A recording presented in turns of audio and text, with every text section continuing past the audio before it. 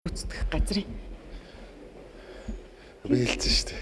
Харин таны тэрнийг тодруулах өчтөр үедээ дөрөж байна. Их тодорхой юм хэлсэн шүү дээ. Тэ. Шүүхийн шийдвэр гүйцэтгэх газрын амралтанд байна. Гэхдээ харин энэ төр хүрхийн амралтанд амралтын газар шүү дээ. Тэгээ мөнгө авдаг сайт гэдэг нь та хэнийг хэлж байгаа? Сангийн сайт. Мөнгө өрдөг сайд Монголд ганцхан байдаг шүү дээ. Сангийн сайт гэж. Тэ. Тэш дархны өнгө хэвчтэй. Бодолч. Тэ. Тэгээ энийг ч одоо байнгын орны хурал дээр ингээ хэлэх юм уу? Эсвэл үнэхээр ийм бодиттой мэдээлэл байгаа та шууд шүүхт. Дараагт нь хэллээ шүү дээ. Эзний шалгаа. Эзэн өөрөө гараад ирсэн байна. Өөрийгөө илчлээд.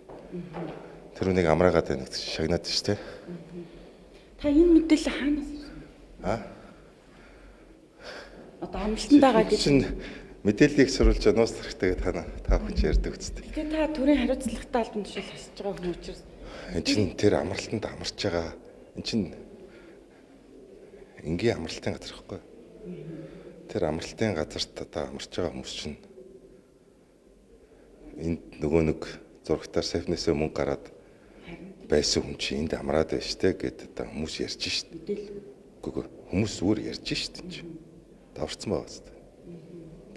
тэгээ та авлагатай тэмцэх газар таньсан юм уу? Эсвэл цагдаагийн байгууллага гэж юм уу? Юу гэж? Одоо та мөнгө өрдөг сайд гэдээ бас хэллээ. Дээрэс нь тэр шүүхээр ял шийтгэл авсан хүн чинь амлалтын газар байна. Энд ч юм бол болохгүй зү.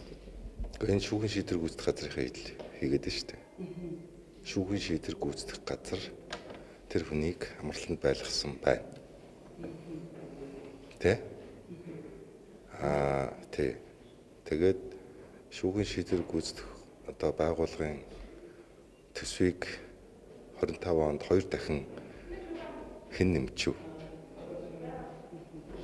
Би төсвийг яриад байсан шүү дээ. Одоо тэр яамнаас орж ирсэн саналаар Гүг харин тий. Яагаад гинт энэ байгууллагын төсвийг одоо ингээд сангийн амын хайртай болчихвоо? Сангийн сайд маань гинт шүүхэн шийдвэрийн байгууллага аягүй хайртай болсон шүү дээ. Төсөв мөсвийг аягүй сайн нэмж өгөөл. Тэгэхээр таны хувьд бол энэ бас холбоотой гэж хардж байна гэж байна. Ойлгомжтой л байна. Тэрнээс гадна чи батал гişүн сая